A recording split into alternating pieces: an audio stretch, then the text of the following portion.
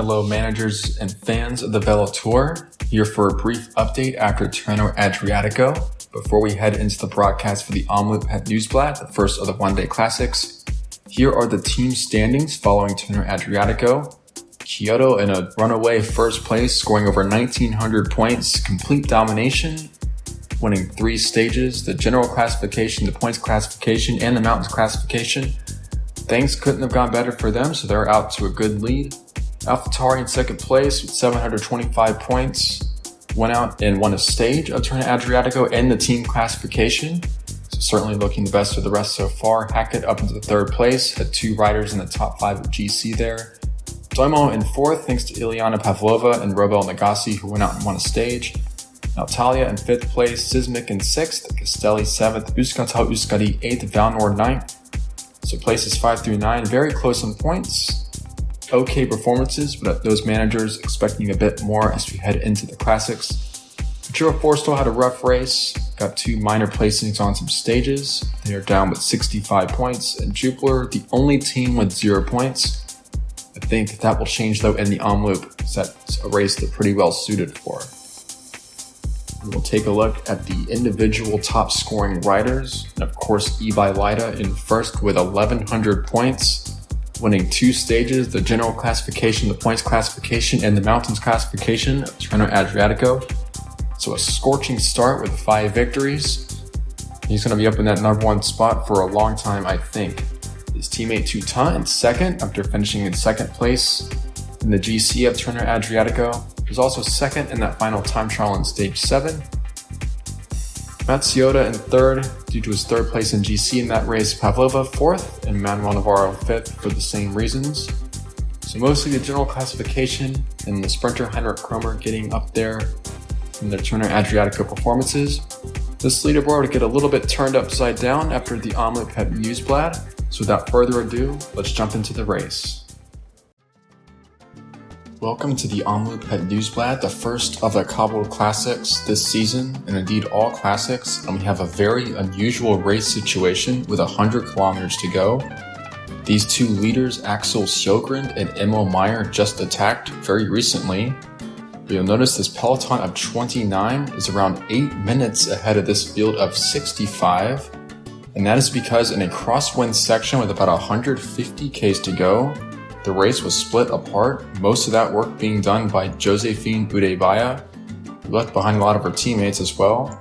But the Kyoto riders, most of the AlphaTauri riders, and almost all of the Hackett riders, they have been caught out in that group. The teams that have fared well here are Sismic, Futuro Forstall, and Euskottel Euskadi, and Jupiler have some numbers as well. So the race pretty much torn into a third of the peloton, still left at the front with so far from the finish, and that is very unusual. And this is a very important opportunity for some teams to gain back points on Kyoto. So Kyoto went out, scored so many points in Tirreno Adriatico, and it looks like Euskottel in control here. And they got their 2 climbers, Jean-Marie Caillou and Rico Rudiger, still in this group, so they could still be a little bit useful for the really hard finale of this race. And the advantage up to Sjogren and Meyer, nearly 4 minutes at this point. And those 2 riders not especially strong on the cobblestones, and there's only 2 of them, so I don't think they'll stay away into the finale of the race. But this helps out the Doimo team, so they still have a couple of riders back in that peloton, so they don't need to chase. And Udebaya, the last survivor of the Natalia team, who did all the damage to begin with, she's still back in there as well. So we go on to the Haag-Hoek cobbled section. Not a very difficult one. The cobbles in Flanders, not quite as hard as the ones you'll find in Paris-Roubaix. That race coming a bit later in the season. But here comes the main field, led by Rico Rudiger. Being a faithful servant to his team because he's not at home on these cobbled stones, but he's made this split. He's going to make himself useful while he's still in the group. Balashkov's still here as well for AlphaTauri. See how long he can last. So 28's still here, and including the 2 riders up front, you have to think most of these riders will end up scoring some points. because the top 20 finishers on the stage will score points. 500 for the winner, down to 30 points for 20th place. And that 500 points is equal to winning the general classification of Tirreno Adriatico. So these one-day classics, if you can score well in a couple of them, you can rack up a lot of points very, very quickly, whereas the stage race is a bit more of a grind. Here is that next big group on the road. It's been cut in about half to 36 riders because they've really started chasing. Gap has come down to under 5 minutes from 8 minutes. Some of the teams working very hard back there to bring things back. If this front group of 28 plays around too much, they could actually get back on terms or very close to it, but I don't really see anyone from that group coming all the way back to win the race. And if they did, that would be a very spectacular occurrence. Caillou and Rudiger working well together, the two climbers. Could say they're rivals, because they share the same discipline and they're about equal in strength, but at the moment, both doing well to help their team leaders. Euskaltel, most likely working for Johnny Wouters and Victor Petruskevičius. They also have Stefan Landau as a third option, but this team in the orange jerseys extremely strong in these cobbled races. You need to make the most of these opportunities in the cobbled classics. Good to see the little climber Nicholas Vollenweider still up here, one of the worst riders for these types of races. But when things get weird in the crosswinds, sometimes these little riders can just sneak into the front groups, make things a little bit interesting. There's Ernesto Martinez. He's the last survivor of the Kyoto team, somehow the only one to make the split. And the one who dropped all of his teammates on his wheel, that's Udebaya. So a lot of incentive for these teams to do some work, some points at stake to make up on Kyoto. The gap to the two leaders down to under 3 minutes, around 2 minutes 50 seconds, and 67 Ks to go. Pace isn't terribly high, but the second big group, which is down to 26 riders, they're still close to 4 minutes back, so they're not really gaining ground too quickly.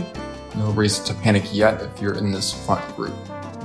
But a team like Futura Forstall could really profit from a race like this. Some of the other cobbled specialists getting dropped, that really opens the door for them to go out and score a lot of points. We'll see if they can improve after a tough performance in Tirreno Adriatico. Their only points scored were by Virgil Lazarescu, who performed well on stage 2. The rest of the team not really up in the action.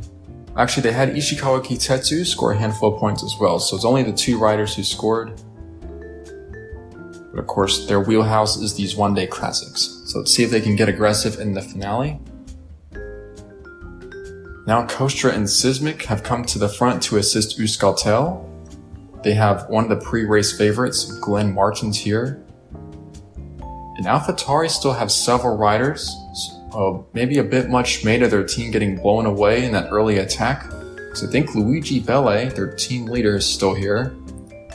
Lafay, the leader of Jupiler, is still here as well. And AlphaTauri have not done any work for this group. They've contributed nothing because most of their team is behind them. So the incentive is for the other teams to do all the attacking.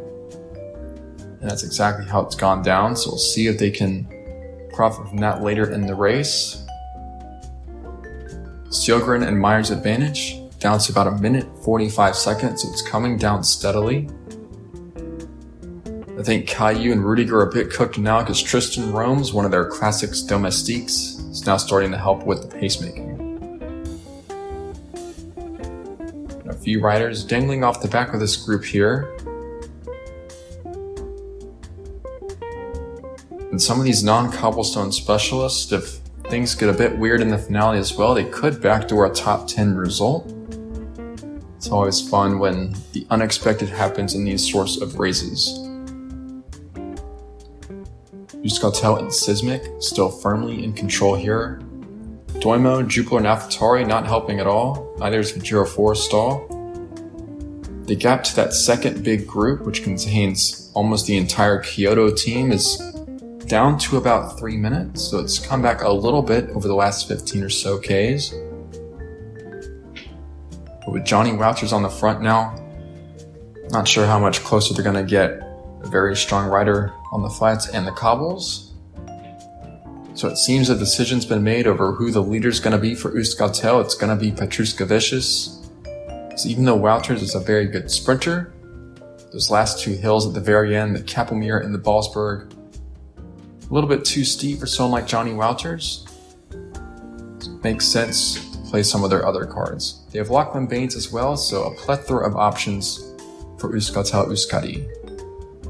And they've sent some numbers forward here, so it's all orange at the front of the remaining peloton. The two breakaways, less than a minute in front now. 45Ks to go, so not too much action at the moment. We are getting a notification for a flat tire by Ileana Pavlova. She's very, very far behind in this race with some of the other climbers. Definitely not at home in the Belgian Classics. But she was fourth in Tirreno Adriatico, so she's contributed a good chunk of points so far. On to the Molenberg now, one of the cobble climbs here. And Futura Forstall finally sending someone towards the front of this group. See if they try something a little bit later on. But at this point, if an attack goes out the front, you don't want to be caught out, because if a good, strong group goes away of 3 or 4 riders, it's going to be very, very difficult to catch later on. This is the next group on the road. Their gap is down to 2.5 minutes, so they've been working hard. As Kostra is going to get swept up by them soon. That second group has not really given up. They haven't been super organized this whole time because the pace hasn't been too high in this front peloton, but they're still making headway. And 2 breakaways still dangling off the front. That's really helping out Doimo, who has several riders in that peloton. No need to do work, and Udebaya. She's not really a cobbled specialist, but if she can recover and sit in the wheels, could end up with a pretty good result. Now here's some pedals turned in anger from the peloton and attacked by Levi Kennedy. Looking to put the Euskaltel team under pressure, Diana Stephenson is there, and so is Luigi Belle, and I think that's Glenn Martins as well. So that is a very, very dangerous group. 2 of the big favorites, Belle and Martins. They've gone up the road. Stephenson's here as a bit of a policewoman for Marcel Lefay. Keep things on watch. But Euskaltel, they've closed it down. Not in any trouble at all. Back to the front goes Tristan Romes. 30 Ks and a couple climbs still to go. On to the Barandres now. Ernesto Martinez in that pink jersey still hanging on, the last of the Kyoto men. And now's the attack by Futura Forstall, looking to open things up for their own riders. It's the sprinter Kitetsu. Not a long-term candidate to win this race. Perhaps a rider to send somebody else to a little bit of a 1-2. Here's the Jupiler team looking to counter. That's Stephenson and Lefay. Looking to get across the gap. I wonder who that Futura 4-star rider is. It's Lazarescu, and now that is a dangerous man to let go up the road. Sismic knows that. They're going to sacrifice Lars Evanson to bring it back. Then Euskaltel also. Tristan Romes. Don't want to give someone like Lazarescu too big of a gap because he's a very strong rider on these cobble climbs. And in fact, he's very well suited to the finale of today's stage, so you definitely don't want him getting any bit of a head start. Johnny Wouters, a big chase here, trying to pull it back, and I think they will. This big open road, not great for the breakaways. It was a good try by Futura Forstall, and they're going to try again. Lefay is gone. Lazarescu in his wheel, Martins and Belle there once again. Euskaltel, of course, have to chase this down. It's Lachlan Baines who's going to do it. And Belle goes again, so they're doing everything to put Euskaltel Euskadi under pressure, and their solution is to send one of their own up the road. That's Stefan Landau, who's marked the move. He's going to do his best to hang with Luigi Belle here. Belle much more explosive with these attacks. But Landau can certainly hold his own on the cobbled stones. Jupiler, they're not going to help at all because they're going to send Lefay after them as well. Looking to get on terms with Landau and Luigi Belle, who's looking the stronger rider at the moment. Glenn Martin's going as well with Lazarescu. Petruska Vicious is there, so this is where the race really blows apart on the Muir Kapelmeer. Very steep cobble climb. Belle's still pacemaking at the front. He looks very good. 3 Euskaltel riders here, and Lazarescu, he's putting in a dig towards the top here, and he's got a bit of a gap. So that's going to be the big attack by Lazarescu. It's going to be full gas from here all the way to the finish because he needs to not get into a sprint situation with someone like Luigi Belle. In this group of 6, Euskaltel have 3, and they're going to sacrifice Lachlan Baines to keep this gap under control. But Faye's made it here. Luigi Belle is here, Glenn Martins, and I think Landau and Petruska Vicious are the other 2 riders. The rest of the peloton completely washed away. Lazarescu onto the Bosberg now. It's steepest at the top, and that's where Lazarescu can hope to open up a bit of an advantage here. But when you're 1 against 5, it's going to be very hard to hold them off. Gap of around 20 seconds. Petruska Vicious still has Landau to help chase, and that's a really big advantage. 11 Ks to go. It's going to be 5 riders against Virgil Lazarescu, the lone leader. Baines has been dropped, job done. And Landau, he's going to bury himself, just put everything into this chase to bring back Lazarescu. And he's going to try and wave through Glenn Martins. Landau looking tired, so too does Belle. And of course, none of the riders wants to sacrifice themselves to close the gap because the others in the group will take advantage. And Landau on his own, not strong enough to chase Lazarescu. He's done a lot of work in this finale. And this is good for Lazarescu. The gap has actually increased since the top of the climb out to 24 seconds.